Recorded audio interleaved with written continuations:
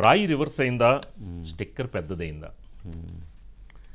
అంటే రాయి రివర్స్ అయిందా, స్టిక్కర్ పెద్దదైందా అని అంటే, జగన్మోహన్ రెడ్డి గారు ముఖ్యమంత్రి గారి మీద జరిగినటువంటి రాయి దాడి తర్వాత అది ముఖ్యమంత్రి గారికే, వైఎస్ఆర్సీపీ పార్టీకి లేదా ముఖ్యమంత్రి గారి అనుచరగణం లేదా అధికార యంత్రాంగానికి రివర్స్ అయిందా అనేటువంటి ప్రశ్నలు ఉత్పన్నమవుతూ ఉన్నాయి. దీనికి గల కారణం ఏంటంటే, ఎవరైతే రాయి, గాయం, కేసు, ఇక్కడ 3 పాయింట్స్ ఉన్నాయి. రాయి, గాయం, స్టిక్కర్, తర్వాత కేసు, 4 పాయింట్స్. ఇందులో రాయి దాడికి సంబంధించి ముఖ్యమంత్రి గారి మీద జరిగినటువంటి రాయి దాడి విషయంలో ఇన్వెస్టిగేషన్ ప్రక్రియ సక్రమంగా జరగలేదు, భద్రతా వైఫల్యం వల్లనే దాడి జరిగిందనేటువంటి అభిప్రాయంతో ఇప్పుడు కేంద్ర ఎన్నికల సంఘం ఎవరైతే డీజీపీని, సిఎస్ని మార్చబోతుందా? ఎందుకు అనంటే, అక్కడ వారు సరైనటువంటి చర్యలు తీసుకోకపోవటంతో ఇటువంటి దాడి జరిగింది అనేటువంటి అభిప్రాయాలు వ్యక్తమైనాయి. నెంబర్ 1. నెంబర్ 2, ఇందులో ఎవరైతే ముఖ్యమంత్రి గారు మేమంతా సిద్ధం అనేటువంటి సభలతో ముందుకు వెళుతున్నటువంటి సందర్భంలో కొంత హైప్ క్రియేట్ అయింది. ప్రజలలో వ్యతిరేక ఓటు ఉన్నప్పటికీ కూడా కొంత హైప్ క్రియేట్ అయింది. ఈ హైప్ క్రియేట్ అయినటువంటి నేపథ్యంలో విజయవాడలో జరిగినటువంటి ఈ దాడి తర్వాత ముఖ్యమంత్రి గారి లేదా మేమంతా సిద్ధం యొక్క గ్రాఫ్ పడిపోయింది. అసలు ముఖ్యమంత్రి గారికి గ్రాఫ్ పెరగాలి కానీ తగ్గటం ఏంటి అనేటువంటి ప్రశ్న ఉత్పన్నం కావచ్చు. ఏది గ్రాఫ్ పెరగటమే, తగ్గటం ఏంటి, పెరగాలి కదా అనుకోవచ్చు. దాడి జరిగింది ఎప్పుడైనా సింపతి రావాలి కదా. కానీ ఇక్కడ గ్రాఫ్ ఎందుకు తగ్గింది అని అంటే, ముఖ్యమంత్రి గారి మీద ఆ స్టోన్ దాడి జరిగిన వెంటనే పబ్లిక్లో నుంచి సోషల్ మీడియాలో ఒక చర్చ జరిగింది. అంటే కోడికత్తి సీను, గొడ్డలి వివేక, ఇప్పుడు గులకరాయి సతీష్ అని సోషల్ మీడియాలో చర్చ జరిగింది. అంటే ప్రజలు దానిని విశ్వసించలేదు. ఆ రాయి ఘటన పైన ముఖ్యమంత్రి గారిని విశ్వసించలేదు, ముఖ్యమంత్రి గారికి సానుకూలత రాలేదు, ముఖ్యమంత్రి గారికి ప్రజల నుంచి సపోర్ట్ దొరకలేదు. బట్ వైఎస్ఆర్సీపీ పార్టీ శ్రేణులు ఇది అన్యాయమని మాట్లాడారు, వారి వైపు నుంచి క్లియరే. కానీ న్యూట్రల్ పబ్లిక్, మనం ఎప్పుడు కూడా తెలుగుదేశం పార్టీ అభిప్రాయాలను, వైఎస్ఆర్సీపీ పార్టీ అభిప్రాయాలను చెప్పాల్సిన అవసరం లేదు. న్యూట్రల్ పబ్లిక్ ఓటర్స్ అభిప్రాయం ఏంటనంటే, వైఎస్ఆర్సీపీ వాళ్ళు ఏమన్నా చంద్రబాబు నాయుడు గారే బయట నుంచి మనుషులను తెప్పించి షార్ప్ షూటర్స్ లాగా షార్ప్ స్టోన్ కిల్లర్స్ ఎవరైనా ఉంటే వాళ్ళని తెప్పి చేయించారనేది ప్రచారం చేశారు. తెలుగుదేశం వాళ్ళు ఏమన్నా అసలు ఇది పూర్తిగా జగన్మోహన్ రెడ్డి గారే ఆ కోడికత్తి సీన్ చేత ఎలాగైతే గీయించుకున్నాడు, ఇది అలాగే చేయించుకొని దీనికోసం చేయించుకున్నాడని ఇలా వచ్చింది.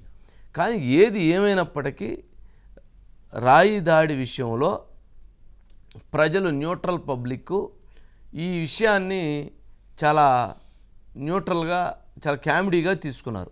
కారణం ఏంటి అనంటే, జగన్మోహన్ రెడ్డి గారి మీద 2019లో కోడికత్తి సీను దాడి చేసిన తర్వాత 5 సంవత్సరాల పాటు కోడికత్తి సీను జైల్లో ఉన్నాడు. కోడికత్తి శ్రీని ఎన్ఐఏకి ఇచ్చినటువంటి స్టేట్మెంట్ ఏంటంటే, నేషనల్ ఇన్వెస్టిగేషన్ ఏజెన్సీకి చెప్పింది ఏంటంటే, ఆ రోజు జగన్మోహన్ రెడ్డి గారిని ముఖ్యమంత్రిని చేయడం కోసం, సానుభూతి క్రియేట్ చేయడం కోసం నేను ఆ కోడికత్తిని స్టెరిలైజ్ చేసి కావాలని పోయి చెప్పి గీశాను అని చెప్పాడు. దానికి ఆ అడ్వకేట్ కూడా అదంతా కావాలని అక్కడ ఒక పథకం ప్రకారమే దాన్ని ప్రచారం చేసుకున్నారని కూడా వాళ్ళు చెప్పారు. సరే, అది వేరే సబ్జెక్టు.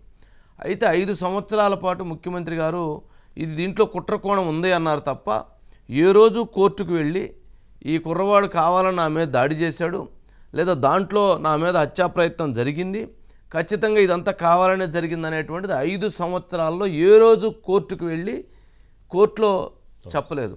దాదాపు 50 పైన ముఖ్యమంత్రి గారు అటెండ్ కావాలని చెప్పని కోర్టు ఎన్ఐఏ కోర్టు వారికి నోటీసులు ఇచ్చింది.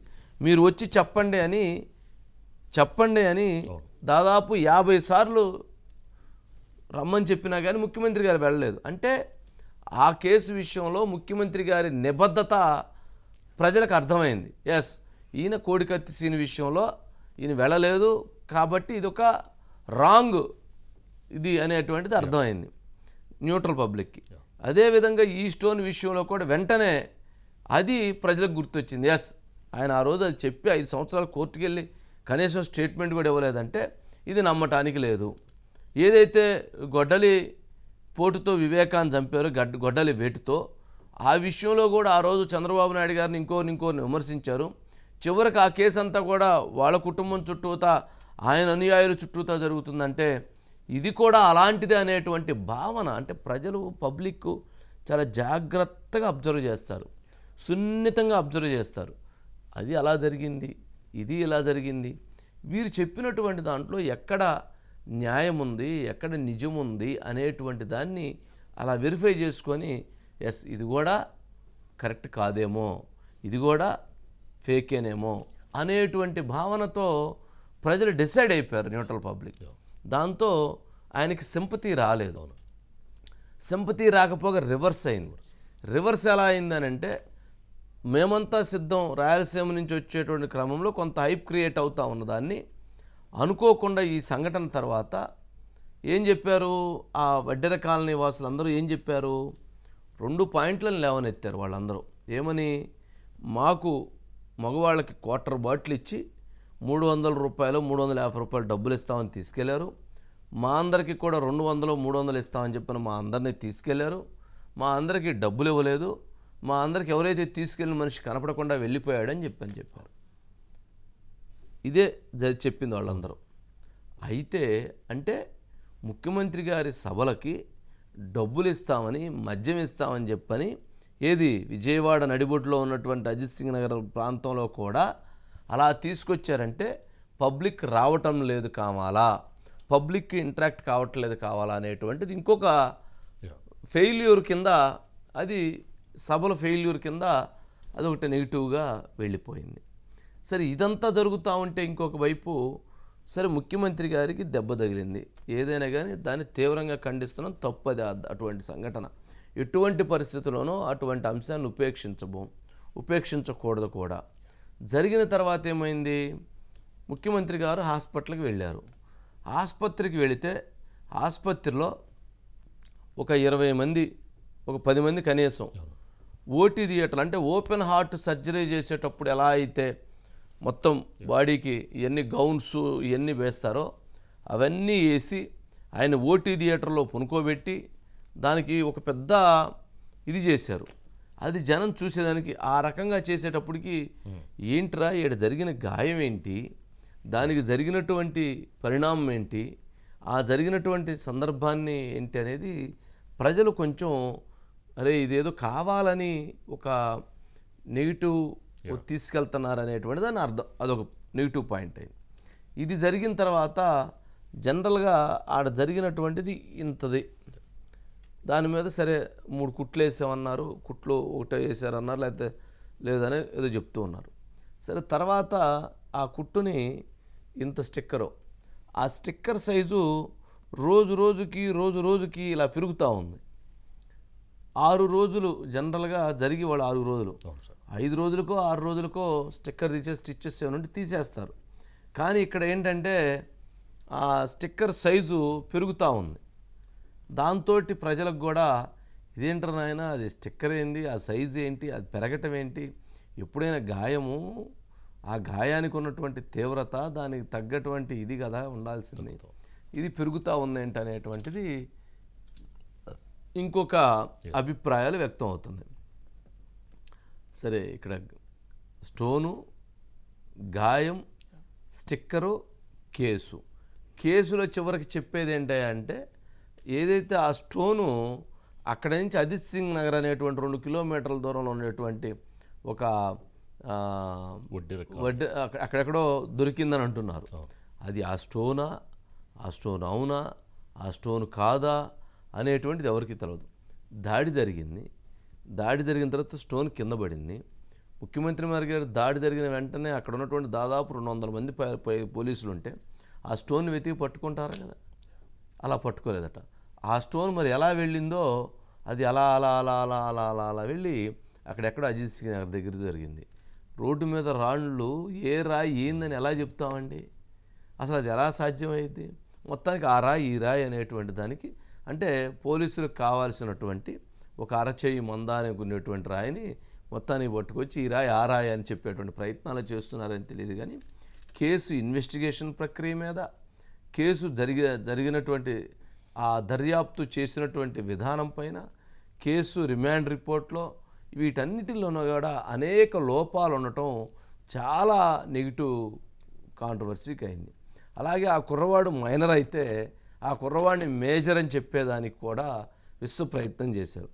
ఆధార్ కార్డు ప్రకారంగా ఆ పిల్లవాడికి 14వ తారీఖు ఏమో మేజర్ అవుతాడు, 13వ తారీఖు ఇన్సిడెంట్ జరిగింది.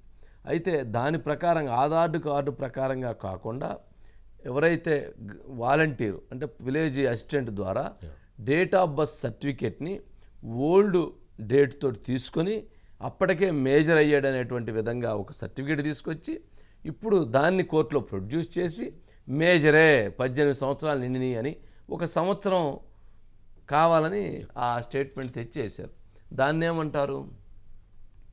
ఆధార్ కార్డు ప్రకారంగా డేట్ ఆఫ్ బర్త్ని తీసుకుంటారా, అప్పటికప్పుడు తయారు చేసినటువంటి ఒక విలేజ్ అసిస్టెంట్ ఇచ్చినటువంటి దాని మీద చేసి ఇది తీసుకుంటారా అనేటువంటిది మరొక ప్రశ్న ఉత్పన్నమవుతుంది. ఈ కేసులో అన్ని విచిత్రమైనటువంటి విన్యాసాలే ఎక్కువగా కనిపిస్తున్నాయి. ముఖ్యమంత్రి గారి మీద జరిగినటువంటి దాడి విషయంలో పోలీసుల వైఫల్యం, అలాగే భద్రతా వైఫల్యం. అయితే జరిగిన వెంటనే కూడా పట్టుకోకుండా 3 రోజుల తర్వాత ఆ కేసుని ట్రేస్ చేశారంటే ఎవరైతే పోలీసుల వైఫల్యంతో జరిగిందో అదే పోలీసులు ఇన్వెస్టిగేషన్ చేసి ఈ కేసులు అరెస్టులు చేస్తున్నారే, ఇది ఆశ్చర్యం కలుగుతూ ఉంది. అందుకనే ఇప్పుడు ఎవరైతే వడ్డెర కాలనీవాసులు వడ్డెర కుల సంఘాలు అందరూ కూడా ఈరోజు ఒక ప్రెస్ కాన్ఫరెన్స్ పెట్టారు. పెట్టి వాళ్ళు ఏమంటున్నారంటే ఒక పాయింట్ని రైజ్ చేశారు. నా ఎస్సీలు నా బీసీలు అంటున్నారు జగన్మోహన్ రెడ్డి గారు, నా ఎస్సీ అని చెప్పని కోడికత్తి సీన్ 5 సంవత్సరాలు జైల్లో పెట్టారు, వాడి జీవితం నాశనం అయిపోయింది. నా బీసీ అని చెప్పని అంటున్నారు, ఇప్పుడు సతీష్ పరిస్థితి కూడా 5 సంవత్సరాలు జైల్లో ఉండే విధంగా ఈ రకంగా దొంగ పత్రాలు తీసుకొస్తున్నారు, వాడు మైనర్ అయితే మేజర్ అని చూపిస్తున్నాడు. కేసుని ఇన్వెస్టిగేషన్ ప్రక్రియలో కూడా అనేక లోపాలని ఉన్నప్పటికీ కూడా కేసు ఇన్వెస్టిగేషన్ కూడా సక్రమంగా జరగట్లేదు. ఎక్కడైనా ఒక నేరం జరిగింది అని అంటే ఆ నేరం మారణాయుధాలకు సంబంధించి ఆయుధం దొరకాలి, కానీ అక్కడ పడిన రాయి లేదంటున్నారు, విసిరినది ఎవరో చూడలేదంటున్నారు, విసిరిన వ్యక్తి ఇతనేనని చెప్పి నిర్ధారిస్తూ ఉన్నారు.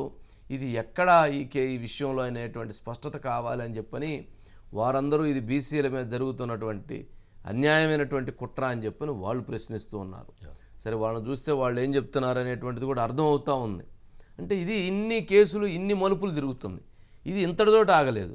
సిఎస్ డీజీపీ ఇంటెలిజెన్స్ డీజీ మీద వేటుపడటానికి ఇదే కారణం అవుతుంది. అంటే రివర్స్ అవుతుందని అంటున్నాం. రాయి రివర్స్ అవుతుంది, రాయి తగిలింది కాక అది రివర్స్ అవుతూ ఉంది. రివర్స్ అవటానికి కారణం ఎవరైతే దీన్ని వ్యూహాత్మకంగా దీన్ని ఏదో విపరీతమైనటువంటి సానుభూతి పొందాలని, విపరీతమైనటువంటి ఓట్ల లబ్ధి చేకూర్చుకోవాలని, విపరీతంగా ప్రతిపక్షాల మీద దుమ్మెత్తిపోయాలని, ప్రతిపక్షాల మీద దాడి చేయాలని ఏదైతే ప్రయత్నం చేశారో ఆ ప్రయత్నం అంతా కూడా రివర్స్ అయింది. రివర్స్ అవటానికి కారణం ఏంటి అని అంటే ఎప్పుడైనా కానీ అతి ఎప్పుడు కూడా మంచిది కాదు. దాన్ని ఉన్నటువంటి అంశాన్ని ఉన్నదిగా చూపించినట్లయితే, ఉన్నటువంటి అంశాన్ని ఉన్నదిగా చెప్పినట్లయితే ఈరోజు ఇంత పరిస్థితి ఉండేటువంటిది కాదు. ఇప్పుడు బీసీలు మొత్తం వచ్చి నా ఎస్సీ నా బీసీ అని 5 సంవత్సరాలు కోడికత్తి సీన్ జైల్లో పెట్టారు, మా వాడిని కూడా 5 సంవత్సరాలు జైల్లో పెట్టబోతున్నారు, ఈ కేసులో చాలామందిని జైల్లో పెట్టబోతున్నారు బీసీలు వడ్డెరలు అని చెప్పని వాళ్ళందరూ ఇంకొక వైపు వాళ్ళందరూ ఇది చేస్తున్నారు. వెల్లంపల్లి శ్రీనివాస్ గారు మా బీసీల మీద ఎలా కంప్లైంట్ ఇస్తారు, ఆయన మా మీద ఎలా టార్గెట్ చేస్తారని వాళ్ళు ఇంకొక ఇష్యూని రైజ్ చేస్తున్నారు. ఇదంతా చూడబోతే చిలికి గాలివానగా మారి వైఎస్ఆర్సీపీ పార్టీకి జరగాల్సినటువంటి మంచి కంటే జరగకపోగా నష్టం ఎక్కువ జరిగేటువంటి దానికి ప్రమాదానికి కారణాలకి సంకేతం అవుతుందా అనేటువంటి అనుమానాలు, అటువంటి చర్చ కూడా జరుగుతూ ఉంది. ఒకసారి ఆ బైట్స్ ఉంటే ప్లే చేయండి. ఓకే, మొదలున్నారండి. ఇదే అంశంలో ఇంకొక అంశాన్ని కూడా మనం ఒక పాయింట్ చెప్పవచ్చు. అదేంటంటే ముఖ్యమంత్రి గారు ముందు వాళ్ళు రైజ్ చేసిన పాయింట్స్, ఎవరో బయట నుంచి షార్ప్ షూటర్స్ తెచ్చారు, బయట నుంచి గన్నులు తెప్పించారు, బయట నుంచి వ్యక్తులను తెప్పించారు, వీళ్ళందరూ కలిసి ఈ రకమైనటువంటి చంద్రబాబు నాయుడు గారు ఇటువంటి దాడికి పాల్గొన్నారు. ఎలక్షన్ల ముందు చంద్రబాబు నాయుడు గారు కానీ ఎవరైనా కానీ ఇటువంటి దాడికి పాల్గొంటారని, ప్రచారానికి అవతల వాళ్ళకి లబ్ధి జరిగిద్దని ఎవరైనా అసలు ఇట్లాంటి వాటికి పాల్గొంటారా? అసలు ఇట్లాంటి చేయించేటువంటి ధైర్యం చంద్రబాబు నాయుడు గారికి ఉండేటువంటి పరిస్థితి ఉంటుందా?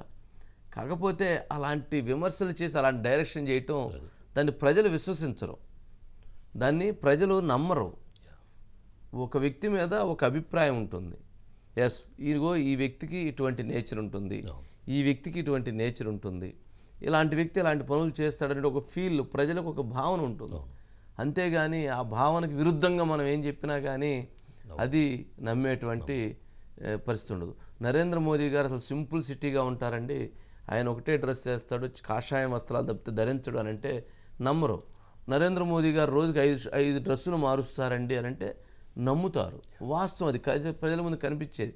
రాహుల్ గాంధీ సింపుల్ సిటీగా ఉంటాడంటే నమ్ముతారు. రాహుల్ గాంధీ రోజుకు 10 వేషాలు వేస్తాడని అంటే నమ్మరు.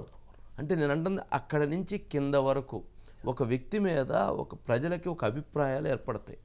ఆ అభిప్రాయాలకు తగ్గట్టుగా, అభిప్రాయాలకు దగ్గరగా, వాస్తవానికి దగ్గరగా చెప్పాలి.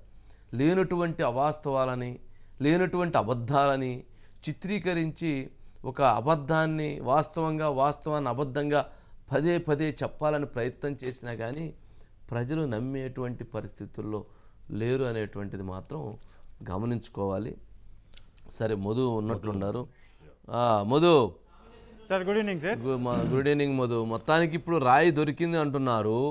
అది గ్రానైట్ రాయా, గులకరాయా, కొండరాయా, లేక సున్నపు రాయా, ఇటుక రాయా, మట్టి రాయా, లేక క్వార్జి రాయా, లేక ఇంకేదైనా రాయా?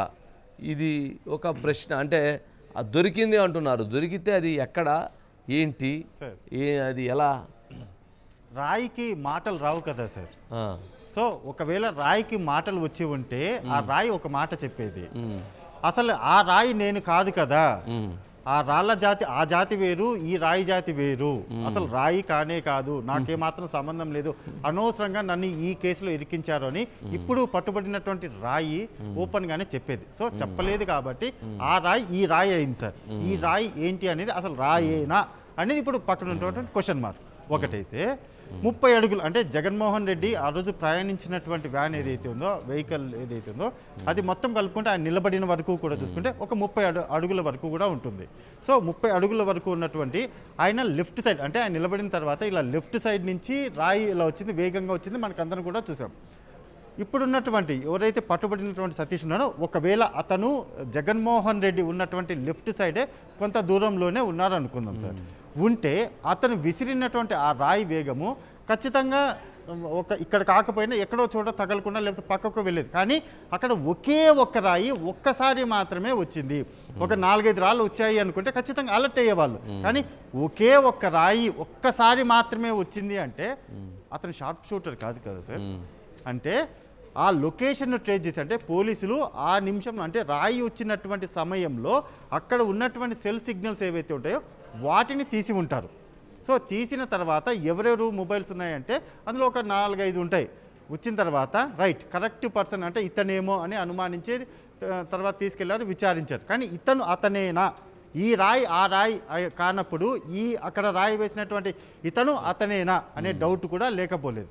అండ్ ఇంకొకటి వచ్చేసి ఆ రాయి వచ్చినటువంటి వేగం ఏదైతే ఉందో సార్, ఖచ్చితంగా చేతి నుంచి విసిరితే అంత పైకి, అంటే మామూలుగా విసిరితే వెళ్తుంది కాదనడం లేదు, కానీ అంత పైన అంటే 30 అడుగుల పైన వెహికల్ పైన ఉన్నటువంటి జగన్మోహన్ రెడ్డి దగ్గరికి తగిలి పక్కన ఉన్నటువంటి వెల్లంపల్లికి కూడా తగిలిందంటే ఖచ్చితంగా కింద నుంచి విసిరి ఇంత ఫాస్ట్గా అయితే జరగదు. ఎందుకు అంటే ఆ చుట్టూనే వైసీపీ పార్టీకి సంబంధించినటువంటి కార్యకర్తలు ఉంటారు, ఆ తర్వాత పోలీసులు ఉంటారు, దానికంటే ముందు స్పెషల్ పోలీసులు ఉంటారు, ఇలా మొత్తం సరౌండింగ్స్ అంతా కూడా ఎక్కువ మంది ఆ పార్టీకి సంబంధించినటువంటి వాళ్ళు పోలీసులు ఉంటారు.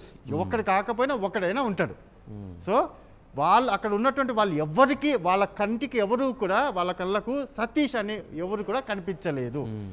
ఒకవేళ కనిపించి ఉంటే అప్పుడే పట్టుకుని ఉండేవాళ్ళు కదా. అంటే చాలా దూరం నుంచి అంటే ఎక్కడో జగన్మోహన్ రెడ్డి ఉన్నటువంటి ఆ వెహికల్ దగ్గరికి ఎక్కడి నుంచో వచ్చేసి అది అలా వచ్చి తగిలింది. అది తగలడానికి చేత్తో అయితే విసరడానికి కుదరదు. అక్కడ ఏదైనా ఉపయోగించారా? అయితే సతీష్ అలా ఉపయోగించేటటువంటి పర్సన్ అంటే కాదు, అతని దగ్గర అంత సీన్ లేదు. కానీ అతను ఎక్కడా కూడా మీడియాతో మాట్లాడకుండా తీసుకెళ్ళారు. అది ఒకవైపు. ఇదైతే సార్ ఇప్పుడు పట్టుబడినటువంటి రాయి అంటే దొరికినటువంటి పోలీసులు పట్టుబడినటువంటి ఆ రాయి ఏదైతే ఉందో ఓకే అదే రాయి అనుకుందాం. ఆ రోజు అటాక్ జరిగినటువంటి రోజు ఉన్నటువంటి అదే రాయి అనుకుంటే ఆ రాయి మీద జగన్మోహన్ రెడ్డికి బ్లడ్ వచ్చింది. ఓకే. సో బ్లడ్ వచ్చినప్పుడు ఖచ్చితంగా ఆ రాయి కూడా బ్లడ్ అంటి ఉంటుంది. ఆ బ్లడ్ శాంపిల్స్ తీసినప్పుడు ఈ రాయి ఆ రాయేనా అనేది తేలిపోతుంది. ఒకవేళ దాని మీద బ్లడ్ శాంపుల్స్ అంటే అక్కడ ఉన్నటువంటి తగిలినటువంటి రాయికి ఆ బ్లడ్ శాంపుల్స్ లేకపోతే సార్ అది కూడా టెక్నికల్గా అంటే మనం బ్లడ్ వచ్చే అంత జరిగినట్లేదు మధు, బ్లడ్ వచ్చే అంత జరిగినట్లేదు. అది మనం స్పిన్ తిప్పుతాం కదా, గూగుల్ స్పిన్, క్రికెట్లో స్పిన్, షటిల్లో స్పిన్, ఇట్లా ఏదైతే స్పిన్ ఉండదు కదా, స్పిన్ తిరిగింది. అది ఇట్లా తిరిగి ఇలా వెళ్ళి గుగ్లీ తిరిగి అలా వెళ్ళి అలా జరిగి అది పోయి అజిత్ సింగ్ కాలం మీద పడింది అనమాట. అది సరే. ఇక్కడ ఇప్పుడే దుర్గారావు గారి ఫాదర్ చెప్తున్నాడు. ఆ దుర్గారావు ఫాదర్ మా అబ్బాయి మైనరు, మా అబ్బాయిని మేజర్గా చిత్రీకరించేటువంటి ప్రయత్నం చేస్తున్నారు, దుర్మార్గంగా అసలు మా కేసు ఎటువంటి సంబంధం లేకపోతే ఇది చేస్తున్నారని ఒకసారి ఆ బయట ప్లే చేయండి. పేరు వేముల దుర్గారావు అండి, సతీష్ వాళ్ళ ఫాదర్ని. మా అబ్బాయిని రాయిదేడి కేసులో ఇరికిచ్చారండి. ఆయన ఆ కుర్రోడికి అయితే ఏం తెలియదు, నాతో పాటు పనికి వస్తాడు. సాయంకాలం పూట అలా కొద్దిగా అలా అరగంట పావుగంట అలా తిరిగి వస్తాడు. అర్ధం రాత్రి 11 గంటలకు వచ్చి హఠాత్తుగా వచ్చి తీసుకుని వెళ్ళిపోయారు. ఏంటండి ఎలాగొచ్చారు ఏంటండి అంటే ఏం లేదమ్మా సొల్యూషన్ తాగుతున్నారని ఎంక్వైరీ వచ్చింది. ఏం లేదు, అలా ఎంక్వైరీ తీసుకొని పంపించేస్తాము, ఆర్ఆర్పేట పోలీస్ స్టేషన్ కాడికి రా, ఆధార్ కార్డు తీసుకొని అని అన్నారు. అని నేను ఆధార్ కార్డు తీసుకుని వెళ్ళే లోపలనే వీళ్ళు కనపడలేదు. సర్లే పోలీస్ స్టేషన్ కాడికి వెళ్ళి ఉంటారులేమని పోలీస్ స్టేషన్ కాడికి వెళ్తే అక్కడ లేరు. అట్లా 2-3 సార్లు తిరిగానండి. వస్తారేమో అంటే ఈ లోపల ఎవరైనా పిల్లలను మళ్ళీ ఎక్కించుకొని వస్తారేమో అని అనేసి కూర్చున్నాను చాలాసేపు. 1 గంట దాకా కూర్చొని ఇంటికి వచ్చేసానండి. 1 గంటకు కూర్చొని ఇంటికి వస్తే నైట్ 2ంటికి వచ్చి మళ్ళీ వచ్చారు పోలీసు వాళ్ళు.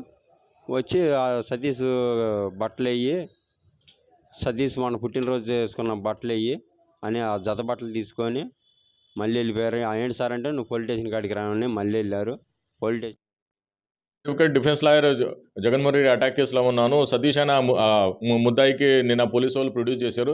దాంట్లో వాదన ప్రతివాదన అనేది నేను ఆర్గ్యుమెంట్లో మనం కోర్టుకి కన్విన్స్ చేసాము. ఆ అబ్బాయికి అసలు ఎటువంటి ఈ కేసుకి సంబంధం లేదు, ఆయన మైనర్ అబ్బాయి ఉన్నాడు, 18 years అబ్బాయి ఉంది అని మనం కోర్టుకి ఆధార్ కార్డు కూడా సబ్మిట్ చేసాం. కానీ పోలీసు నిన్ననే ఒక బర్త్ సర్టిఫికేట్ తీసుకొచ్చి 16/4/2024 ఇష్యూ అయింది బర్త్ సర్టిఫికేట్, అది కూడా డేట్ ఆధార్ కార్డుతో మ్యాచ్ అవ్వడం లేదని మనం ఆర్గ్యుమెంట్ చేసాం. దీంట్లో ముఖ్యమైన విషయం ఏముందంటే ఆ బాబుకి డేట్ ఆఫ్ బర్త్ మ్యాచ్ అవ్వడం లేదు.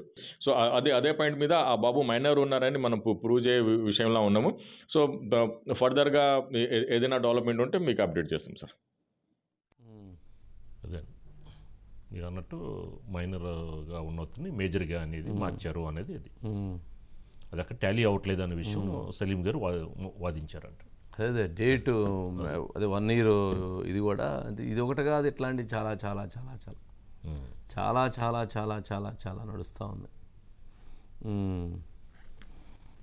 మధు సార్ ఇప్పుడు A1 ఆల్రెడీ అరెస్ట్ అయ్యారు, ఇంకా A2 తెర మీదకైతే వచ్చారు. A3ని పెట్టడం కోసం అనేసి ఇంకా ఆగి ఉన్నారా? A4 కూడా వెళ్ళబోతుందా? ఎందుకంటే చంద్రబాబు నాయుడు గారిని, పవన్ కళ్యాణ్ గారిని, లోకేష్ గారిని పెట్టేస్తే పోయిద్దాము. అంటే అప్పుడు పెట్టేస్తే కానీ ఇంకా కంప్లీట్ అవ్వదేమో సార్ కేసు. అది ఎందుకంటే ఇప్పుడు A1 అయిపోయింది, A2 తెర మీదకి వచ్చాడు, ఇంకా A3 ఎవరు, A4 A5 ఏమైనా ఉన్నారా? అందుకోసమని అంటే ప్రజలకు ఇక్కడ అదే అసలు వాస్తవాన్ని అవాస్తవాన్ని వాస్తవంగా చిత్రీకరించేటువంటి ప్రయత్నం ఏంటంటే వైఎస్ వివేక హత్య ఎవరో చేశారని చెప్పినట్లు ఉండేది కాదు. వైఎస్ వివేక హత్యని నారాసుర రక్త చరిత్ర చంద్రబాబు నాయుడు గారు గొడ్డలెత్తుకొని, లోకేష్ ఇంకో గొడ్డలెత్తుకొని వచ్చి ఆ బీటెక్ రవి వాళ్ళందరూ కలిసి ఇంట్లో చంపేసి వెళ్ళారు అని చెప్పని రాసిన తర్వాత వార్తలో అటువంటి వ్యాఖ్యలు చేసిన తర్వాత ఇలా రాయి జరిగితే మళ్ళీ రాయికి మళ్ళీ ఆయన ఉన్నాడని చెప్పిన తర్వాత ఆ ఎన్నికల ముందు ఆ అంశం చెప్పి ఎన్నికల ముందు ఈ అంశం చెప్పిన తర్వాత ప్రజలు ఎలా నిర్ధారిస్తారు? ఎంత అమాయకులని చెప్పిన ప్రజలు అనుకున్నా కానీ మరీ ఇంత అమాయకులు అయితే కాదనేటువంటిది రాజకీయ నాయకులకి అతి త్వరలోనే తెలిసేటువంటి పరిస్థితులు ఉంటాయని నేను అనుకుంటున్నాను. ఎందుకనంటే వాస్తవాన్ని చెప్పాల్సిన బాధ్యత మనకే ఉంటుంది. అందుకని కొంచెం నేను నిజంగా చెప్పగలిగితే బాగుండేది. అక్కడ ఫైనల్గా ఏంటంటే ఆ కుర్రవాడు ఆగతాయితనంతో ఇసిరేసి ఉండొచ్చు అనేటువంటిది ఒక ప్రజలకు క్లారిటీ వచ్చింది. జరిగింది ఇన్సిడెంట్ ఏదన్నా కానీ ఆ దండ వల్ల జరిగిన దాన్ని ఇటుగా చిత్రీకరించారా, లేకపోతే దీనికి దానికి ఇంకేమన్నా ఉందా, ఇట్లా ఏదన్నా కానీ జరిగింది. ఫైనల్ ఇప్పుడు అబ్బాయి వాళ్ళ తండ్రి ఏం చెప్తున్నాడు, వాళ్ళు సరే అట్లా ఇంకో బీసీ వాళ్ళు ఏం చెప్తున్నారు అనేది ఇక్కడ ఇంపార్టెంట్. సరే ఈ కేసు ఇన్వెస్టిగేషన్ చూద్దాం మరి ఏం జరిగిద్దో. ఓకే మధు, మొత్తానికి నెక్స్ట్ అండి మార్పు తథ్యమ 22న ముహూర్తం కన్ఫామ్ అయినా తనకి సిఎస్ డీజీపీ మార్పు తథ్యం అదే ఇప్పుడు చెప్పాం కదా.